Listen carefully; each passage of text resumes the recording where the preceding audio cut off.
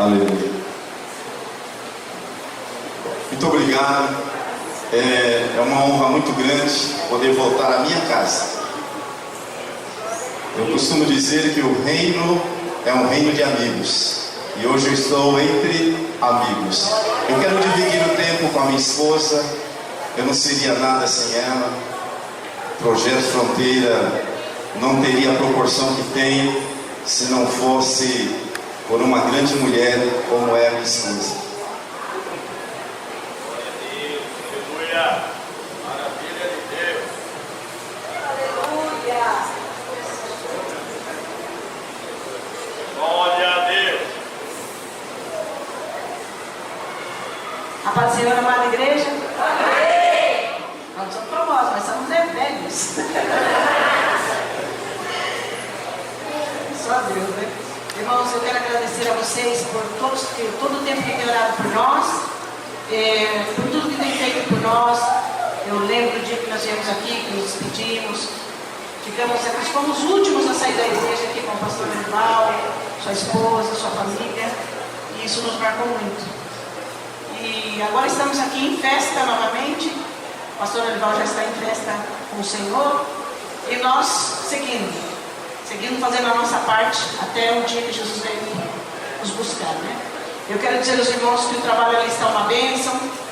Deus tem nos proporcionado grandes vitórias. Passamos por muitas lutas, passamos por muitas provas, mas nenhuma que o Senhor estivesse ao nosso lado nos ajudou e nos fortaleceu, e vencemos. Sempre vencemos.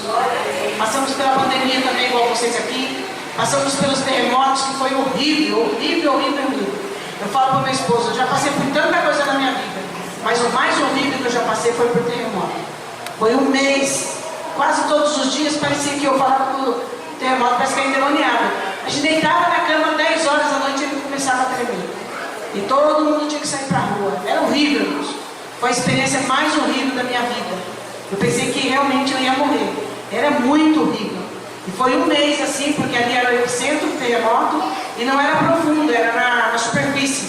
Então eu jogava o nosso prédio para cima e para baixo e todo mundo corria para a rua e era muito feio, muito feio. Mas Deus nos deu vitória. Eu lembro que na noite, um dos piores terremotos, que era um atrás do outro, a pastora Valquíria ligou para nós e eu chorei muito. Eu falei, eu quero ir embora daqui. E aí a gente falando e a praça tremendo. Era horrível, foi muito Deus mesmo que nos guardou e nos fortaleceu a continuarmos.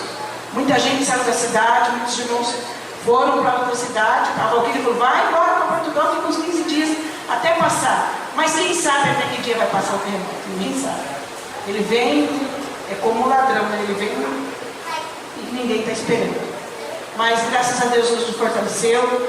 Eu estou ali trabalhando com meu esposo, no sul da Espanha. Eu dou aula ali na igreja de artes plásticas.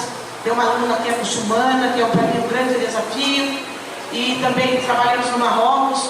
E ali em Melilla, na cidade do Marrocos, ali no dentro do Marrocos, eu corto o cabelo ali dos muçulmanos, dos marroquinos. E eu não sou cabeleireira, mas tudo que vem na minha mão eu faço, procuro fazer muito bem feito. Porque eu estou fazendo para o meu Senhor. Eu faço para o meu Senhor. Então eu faço muito bem feito. Procuro fazer o melhor. Porque naquele dia é com Ele que eu vou ter que me encontrar e dar satisfação de tudo que eu fiz aqui. E isso para nós é uma coisa muito séria, irmãos. Quando nós nos colocamos na mão do Senhor para trabalhar para Ele, não devemos olhar para trás e nem olhar para ninguém. Temos que olhar para Ele e para frente. Sempre para frente. Eu sou muito feliz de ser dessa Assembleia de Deus.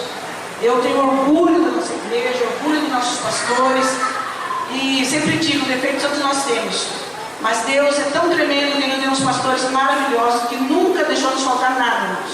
Mesmo na pandemia, com as igrejas aqui tudo fechado, nosso pastor todos os meses depositou nosso salário.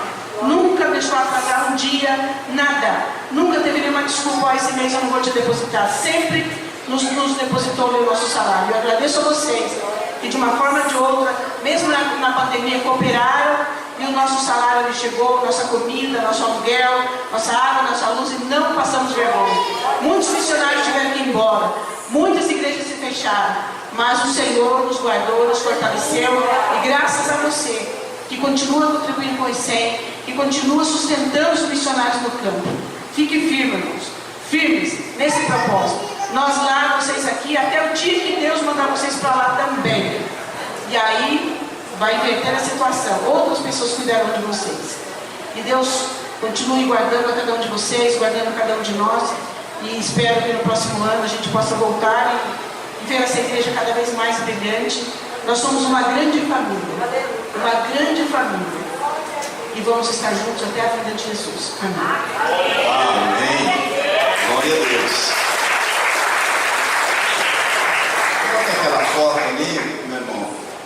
Para vocês se localizarem, nós estamos exatamente aqui nessa foto, ou aqui é mais fácil ver, onde você lê ali Gibraltar. Ali nós estamos, um pouquinho para cima, numa cidade chamada Granada. Se você der uma olhada, da parte de cima de Gibraltar, onde está escrito Málaga, Sevilha, ali é Espanha. E ali é o continente, o final do continente europeu. Do Gibraltar para baixo, a primeira cidade você vê ali Tetuan, Fez, Rabat, Meknès, Casablanca, aí tudo já é Marrocos, e aí começa o norte da África.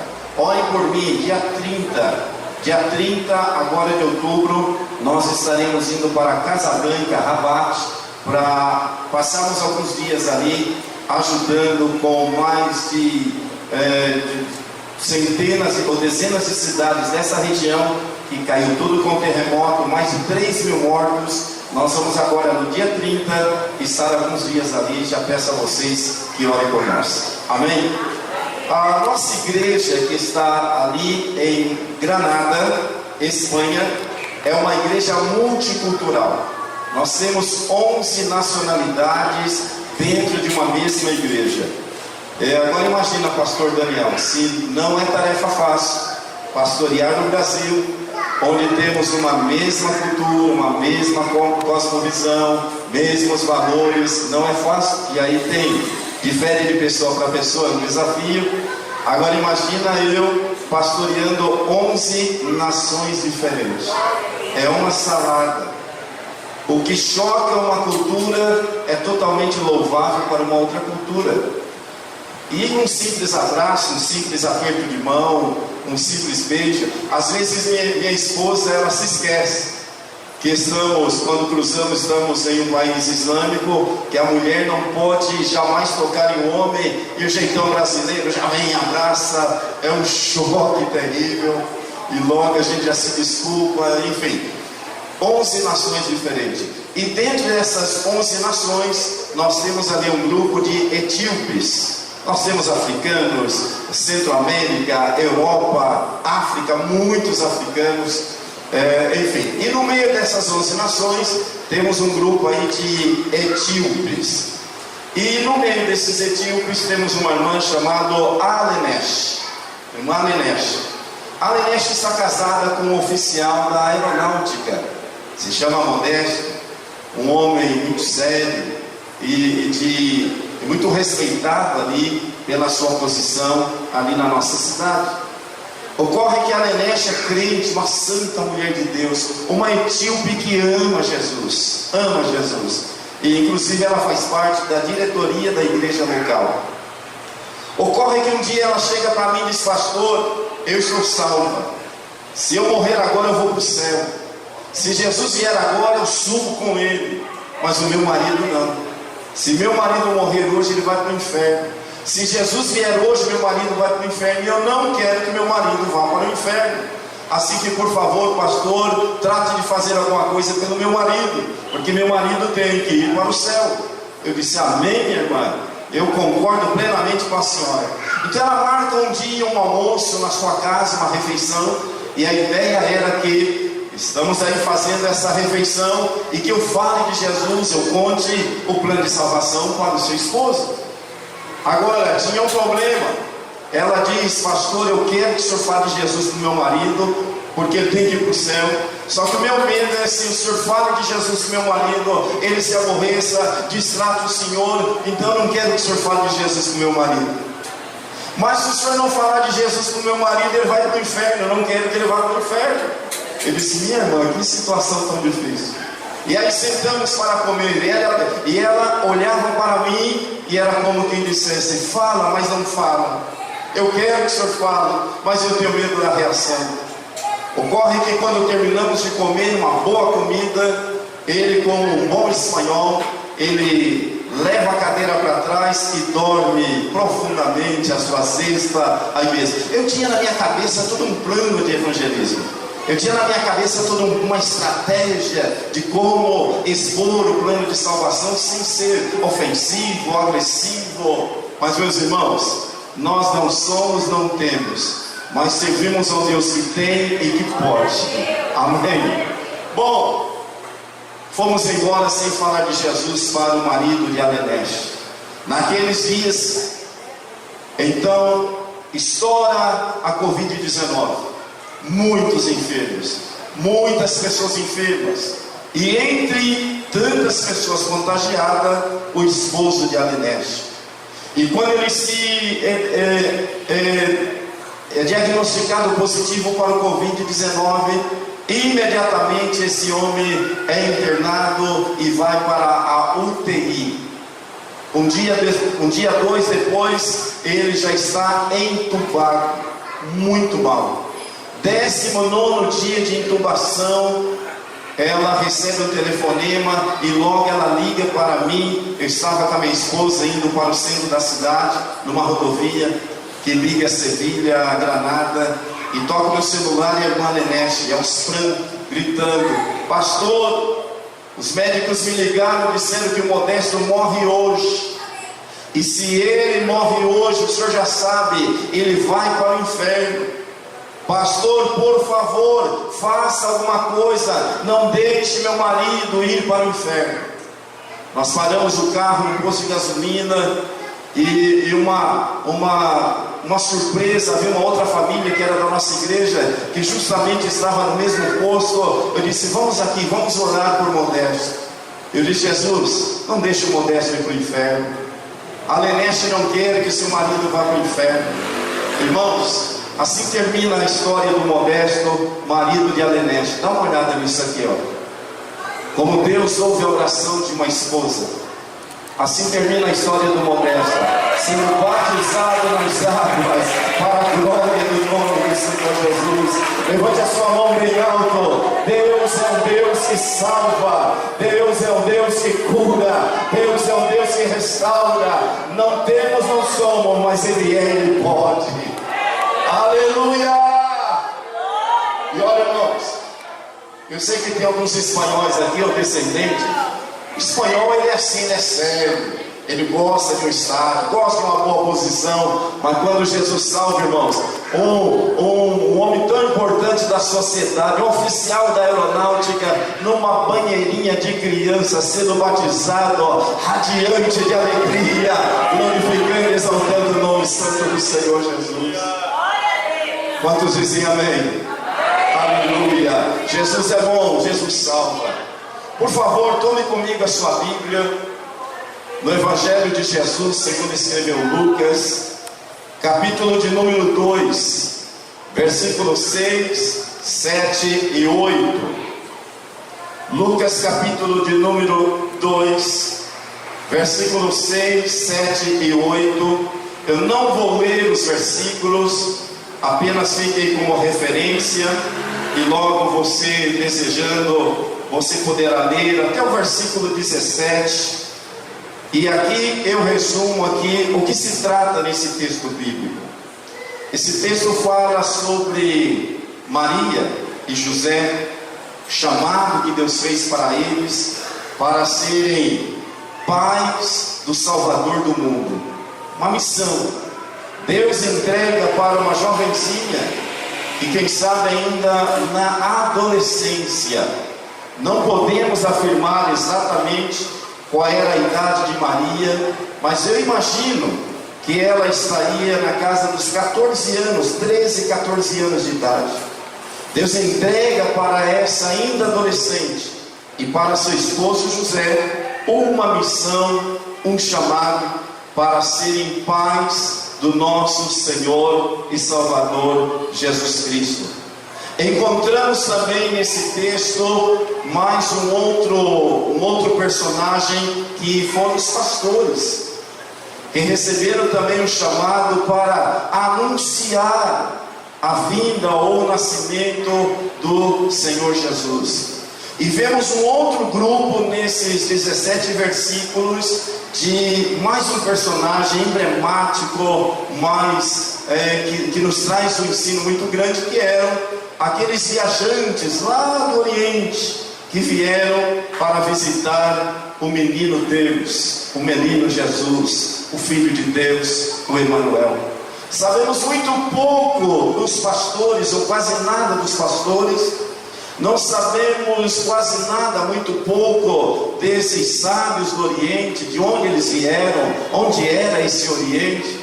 Não sabemos quantos eram, ainda que a tradição católica arrisca botar 3 ali, mas a Bíblia não fala nada sobre isso, quantos eram, mas tiveram um chamado específico e um chamado extraordinário. Assim como o chamado de Maria e José foi um chamado extraordinário, e a missão era uma missão extraordinária. A missão dos pastores e a missão dos sábios do Oriente eram também, da mesma maneira, crucial para o plano redentor do nosso Deus. José e Maria, os reis magos, que diz a tradição, mas eu prefiro chamá-los de os sábios do Oriente, e os pastores, cada um com um chamado e cada um com a sua missão. Havia para esses 3 grupos uma missão a ser cumprida. Pensemos um pouquinho, irmãos, é apenas uma reflexão, não é uma pregação, apenas um pensamento. José e Maria certamente tinham planos, tinham projetos. Não sei se tem aqui algum casal de noivos que sonham, planejam. Olha, vai ser assim, vamos fazer dessa maneira, onde vamos morar, enfim, são noivos, tem planos, escreve mais ou menos, faz mais ou menos um alinhamento do que queremos, e depois é a vida que nos leva. E José e Maria, certamente, eles tinham os seus planos, mas eles tiveram que fazer ajustes, eles tiveram que reprogramar, porque para fazer e para executar o chamado e a missão de Deus, acredite, vamos ter que readaptar, fazer ajuste, mas eu posso garantir uma coisa: é muito leve, é muito natural. Porque quem faz a obra do Senhor não leva carga. Quem faz a obra do Senhor tem o privilégio de estar em ganga com o Senhor Jesus, e o nosso fardo é extremamente leve. Quantos podem dizer amém por isso? E José e Maria tiveram que fazer ajustes antes do casamento, sim ou não? E depois do casamento, e por que não dizer pelo resto da vida deles, eles tiveram que fazer ajustes para cumprir a missão do Senhor. Deixando um pouquinho José e Maria, pensemos um pouquinho nesses sábios. Repito, pouca informação temos sobre eles, ou quase nada. Eles surgem e logo desaparecem. Mas não se assustem não, irmãos, porque quem executa a missão de Deus deve ser salvo. O sal, para ser bom, ele tem que ser sentido, mas não pode aparecer. Quantos dizem amém? Amém. O sal, quando aparece, alguém diz, Quando alguém diz, sinto o sal, é porque alguma coisa está mal, alguma coisa está errada. Por isso que João disse, olha, importa que ele e que eu... Ele deve aparecer sempre, porque a honra é para Ele, a glória é para Ele, o louvor é para Ele, porque dele, por Ele, para Ele. Amém. Aleluia. Bendito seja o nome de Jesus. Mas temos esse terceiro grupo muito emblemático, que foram os pastores. Eles são tomados por surpresa, eles não sabiam de nada. Eles não receberam uma carta dizendo, olha, se preparem, seja aí sobre aviso, porque vai acontecer isso, nada. Eles foram tomados 100% de surpresa, não sabiam de nada, mas de acordo com o que eles ouviram, eles agiram imediatamente. Quero dizer para você, você ouviu? Coloque em prática, porque Deus diz assim: quem tem ouvido para ouvir, ouça o que o Espírito diz. Lucas capítulo 2, versículo 15, eu leio esse versículo para não dizerem que eu não li o versículo, ainda que eu deixei a citação. Quando os anjos os deixaram e foram para o céu, os pastores disseram uns aos outros: vamos a Belém e vejamos o que aconteceu e o que o Senhor nos deu a conhecer. Irmãos, caminhando para o fim dessa reflexão, aprendemos com José e Maria, aprendemos com os sábios do Oriente, aprendemos com os pastores que o chamado é pessoal e intransferível. O que Deus deu para você fazer, meu irmão, quem está atrás de você não faz. O que Deus deu para quem está atrás de você, você não faz, porque o chamado, a missão é pessoal, é intransferível. Imagina vocês, Maria, chegar para um dos pastores e dizer assim: escuta, você tem esposa? Tenho. Vamos trocar de papel. A sua esposa fica grávida do menino Deus, e eu com José vamos fazer o papel de pastores? Não daria certo. Os magos trocarem de papel com os pastores. Irmãos, Deus sabe como usar, como trabalhar. Deus sabe o que fazer com cada um de nós. A pergunta que Deus faz é o seguinte: posso contar contigo? Estás disposto a obedecer a minha voz? Olha, irmãos, escute, pastores, com todo o respeito, pastores melhor que nós morreram na Covid. Sim ou não? Pastores que oravam muito mais que nós, que pregavam muito mais que nós, que eram muito mais cheios da glória de Deus que nós, e nós estamos vivos. Escute, irmão, crentes muito melhor que você morreu, que orava mais, que jejuava mais. Agora, por que Deus permitiu que nós estivéssemos vivos? Por quê? Porque tem propósito em nossas vidas. Eu costumo dizer que até a pandemia do Covid-19, nós tínhamos consciência do reino de Deus. Consciência. Éramos conscientes de que crente ora, que crente jejua, que crente tem uma vida ilibada, que crente serve ao Senhor. Sim ou não? Tínhamos consciência de que a obra missionária é importante, tínhamos consciência de que cultuar é importante, estar nos dias de culto aqui doente ou com saúde, cansado ou totalmente tranquilo, relaxado, é fundamental. Agora, a partir do Covid-19, o Senhor nos eleva a um outro patamar, já não mais de consciência, mas agora é de sensibilidade. Sensibilidade. Se você é sensível, minha irmã Raquel, não. Jane, se você é sensível, irmã Jane, a lactose e intolerante, você toma um copo de leite, o que vai acontecer? Cólicas, dor terrível. Se você é sensível a algum tipo de perfume, quando alguém chega perto, você espirra. O Senhor nos chama para essa última empreitada mundial, antes do grande arrebatamento da igreja, a sermos sensíveis. Se eu não orar, eu morro. Se eu não jejuar, eu morro. Se eu não fizer a obra de Deus, quem irá fazer no meu lugar? Deus nos convida a sermos sensíveis à voz do Espírito Santo. Quantos dizem amém? Quantos dizem glória a Deus? Quantos dizem conta comigo, Senhor? Irmãos, os pastores foram chamados para confirmar o que ouviram dos anjos. Uma missão muito importante. Os magos percorreram um longo caminho. Eles investiram riquezas. Escute, vou repetir. Eles investiram riquezas em Jesus. Só para você que gosta de pensar na Bíblia, gosta de curiosidade na Bíblia, Jesus nasceu pobre e morreu pobre. O que fizeram com aquela riqueza? O que fizeram com tanto ouro? Isso é coisa para você estudar e pregar um dia e nos ensinar. Mas eles investiram riquezas em Jesus. E o que nós estamos dispostos é investir no reino e investir para que o nome de Jesus seja glorificado. Eu concluo esse pensamento dizendo que há uma carreira para correr e há uma missão para ser cumprida. E uma vez mais o Espírito Santo pergunta para você: posso contar contigo? Está você disposto? Está você disposto? Levante a sua mão e diga: conta comigo, Senhor.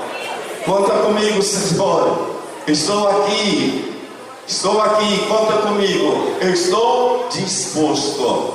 Amém. Glória a Deus. Meus irmãos, o ano passado eu tive muitas alegrias. Hoje eu não vou falar de sofrimento, não. Se veio alguém no culto de missões hoje para ouvir lamúria, hoje não, eu estou apagando esses negócios, cheio de sofrimento. Tem que falar de coisa boa.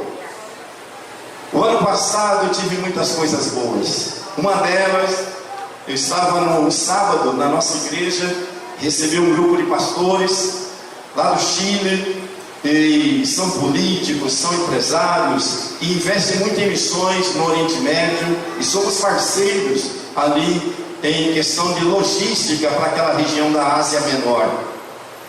E no sábado ele disse: pastor, eu tenho um convite para te fazer, você pode pregar em Istambul, na Turquia? Ele disse: vamos combinar. Ele disse: não é vamos combinar, vamos comprar passagem agora. Eu disse: mas para quando é esse negócio? Para amanhã, 2 horas da tarde. Era no sábado, já de noite. Ele disse: meu irmão do céu, eu não sei o que eu vou fazer aqui com a igreja. A minha esposa disse: vai, que da igreja eu cuido.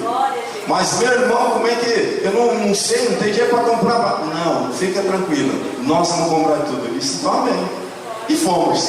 Uma experiência extraordinária. Tive o prazer de pregar em uma igreja do século XVI, uma igreja de armênios, uma glória extraordinária. E quando eu pensei que já havia terminado as bênçãos e as surpresas, ele disse assim: olha, vamos te dar um outro presente, pastor. Vamos te levar para conhecer as 7 igrejas da Ásia. Vamos te levar para dar uma volta ali perto da ilha de Patmos. Vamos recorrer o que o apóstolo Paulo fez. Que coisa maravilhosa. Tiatira, Éfeso, Laodiceia. Em Laodiceia eu pude entender por que Jesus disse: olha, vocês não são nem frio nem quente. Tem tudo a ver com... mas não posso falar, que não tenho tempo para falar isso aqui hoje. Fica aí. Em 2026 a gente volta. E, enfim, aí tinha lá uma piscina natural, sei lá, cedrona, assim. A irmã disse: sabe quem tomava banho aqui, pastor? Cleópatra. Sabe quem foi Cleópatra? Como é? Do Egito? Como é que chama? Faraó. Ela foi faraó do Egito, pastor. E aqui ela tomava banho. Então o senhor vai entrar lá, o senhor vai tomar banho, porque isso era muito melhor do que Cleópatra. Bom, mas o que me chamou muita atenção foi o seguinte: bora conhecer uma cidade que é muito conhecida de todos nós. Vamos para Éfeso. E o senhor vai ter a oportunidade de pregar, ainda que pouquinho, no anfiteatro onde pregou Apolo para 25 mil pessoas. Havia muitos estrangeiros. Pastor Daniel, é algo impressionante. É um anfiteatro todo feito de pedras gigantes. Você fala: glória a Deus. O som ecoa. Extraordinário. Quando termino de gravar ali uma pregação, fomos para a igreja fundada por João. O João do Apocalipse. E quando eu chego, irmãos, no meio da igreja tinha um tanque de batismo. Aquilo chamou minha atenção. E eu fiz uma brincadeira lá com o pessoal que estava comigo. Eu disse: irmão João, você é uma bênção, meu irmão. Que coisa maravilhosa. Você deixou tantos escritos para nós. Deixou o livro do Apocalipse esmiuçado para nós. Que coisa maravilhosa. E agora esse tanque de batismo, meu irmão, por favor, se você me permite, eu vou copiar a sua ideia e vou fazer um tanque igualzinho lá na Espanha. E vou batizar espanhóis lá para a glória do Senhor Jesus. E quando eu chegar no céu, eu quero te dar um abraço e vou falar: crente. Eu acho que o João era crente assembleiano, irmãos. Era da Assembleia de Deus. Não pode ser de outra igreja. Porque crente assembleiano, até depois de morto, irmãos, ainda dá fruto. Aí eu disse: vou chegar no céu, vou te dar um abraço e vou falar: meu irmão, 2000 anos depois da sua morte, tem gente copiando a sua ideia, e olha o resultado aí de almas para a glória do nome de Jesus. Vamos dar uma olhada nesse vídeo aí. Olha como ficou esse negócio, irmãos. É só Jesus que faz isso. Glória a Deus.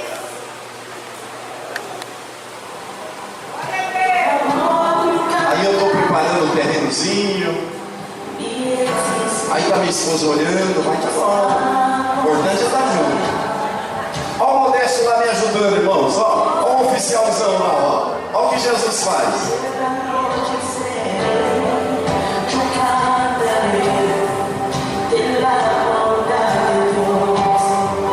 Aleluia.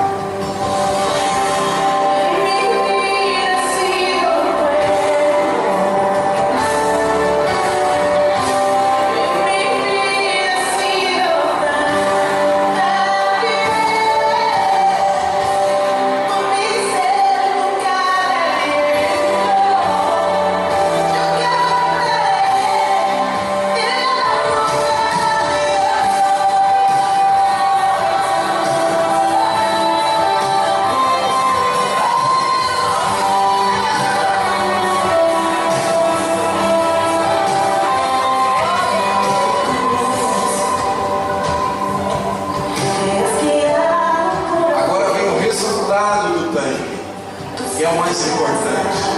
Almas para Jesus. Aleluia.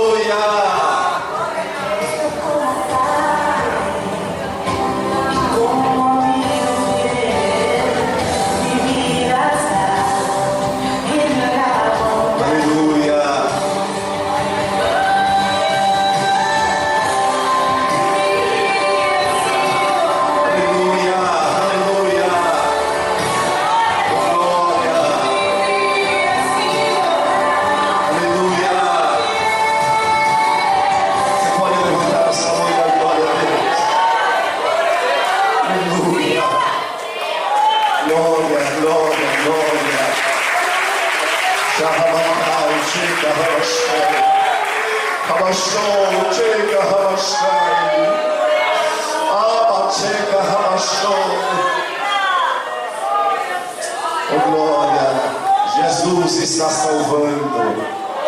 Os espanhóis estão se rendendo aos pés de Jesus. E quando o Evangelho chega, quebra toda a prepotência, todo o nariz empinado, e se tornam meninos na presença do Senhor. O Evangelho é simples, o Evangelho é maravilhoso. Amém? Bom, o projeto é o seguinte, irmãos. Há 6 meses atrás, mais ou menos, minha esposa teve um sonho. E no dia seguinte ela me contou o sonho. Disse: Paulo, eu sonhei com uma casa grande.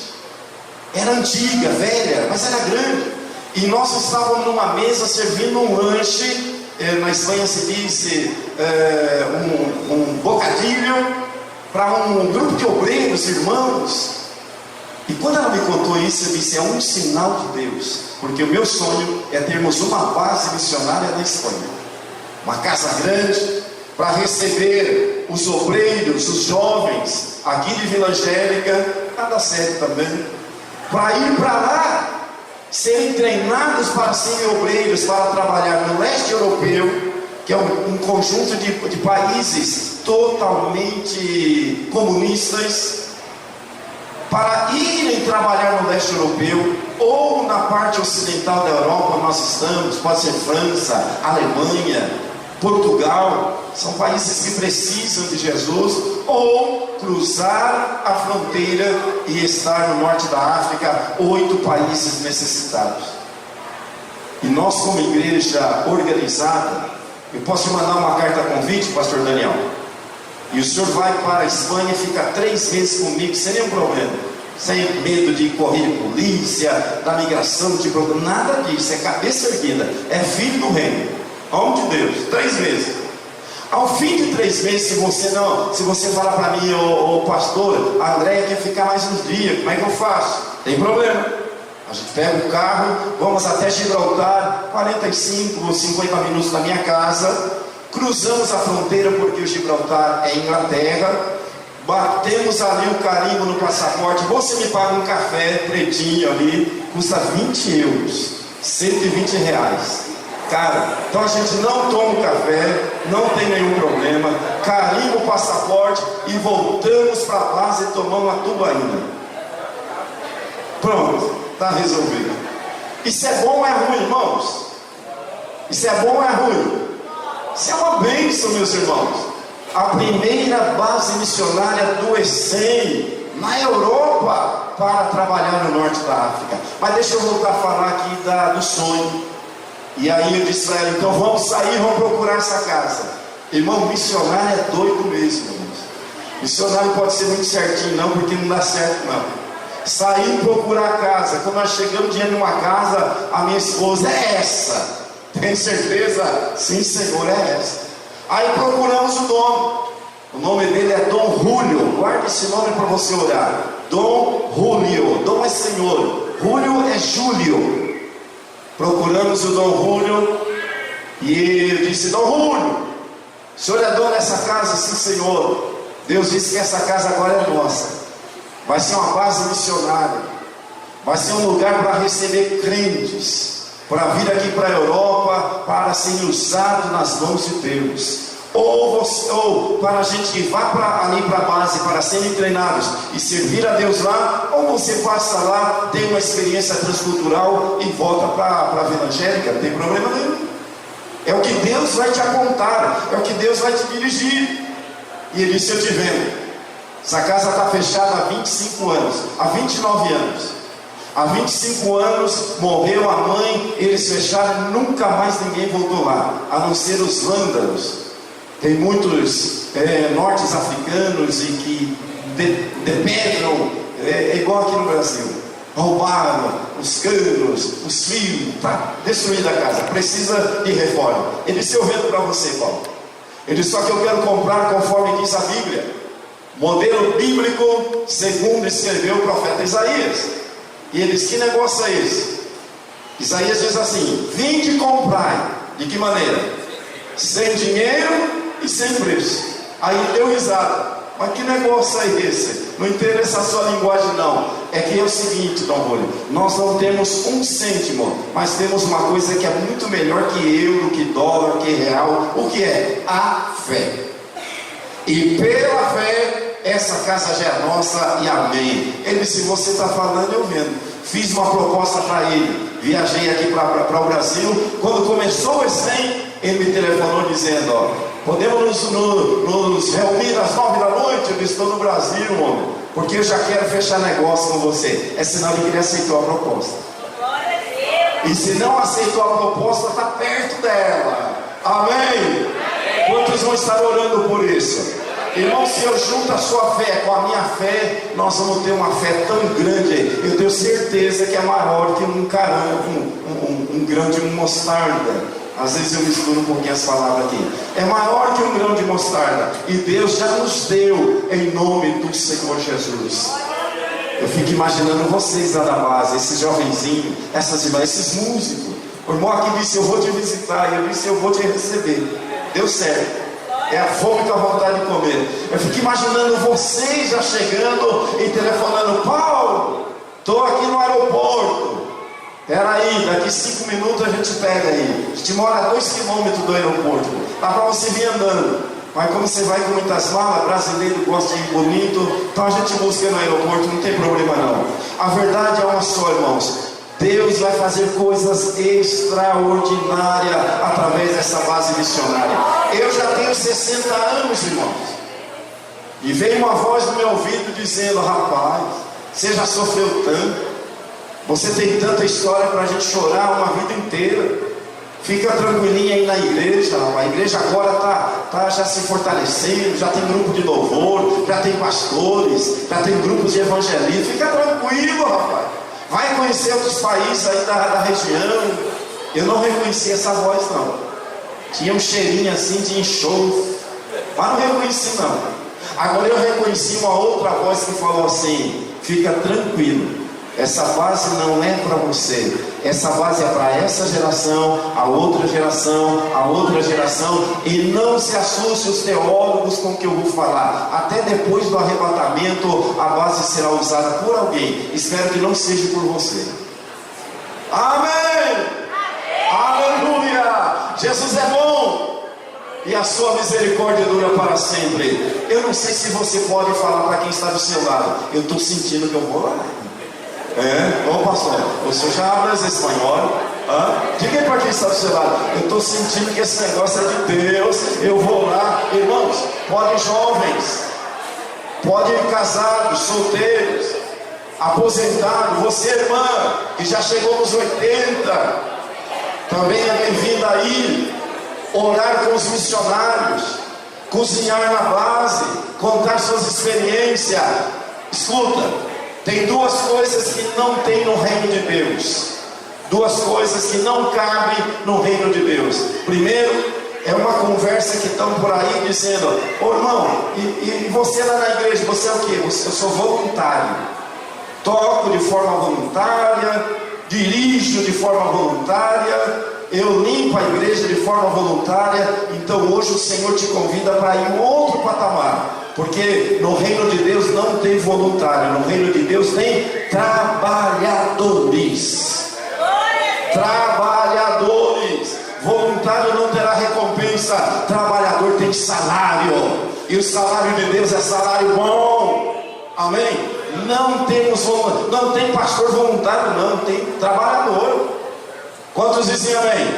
E outra coisa, irmãos, no reino de Deus não tem aposentadoria, jubilação por tempo de serviço. Não, senhores, no reino de Deus, até quem tem 100 anos, se não pode evangelizar, pode orar. Se não pode orar sentado, ora de pé. Não pode orar de pé, ora deitado. Mas trabalha para a glória do nome do Senhor Jesus. Amém? Levante a sua mão assim bem alto e diga: esse projeto é de Deus. Conta comigo. Já estamos vendo um grande trabalho para a glória do Senhor. Amém. Que Deus nos abençoe. Muito obrigado, pastor Paulo.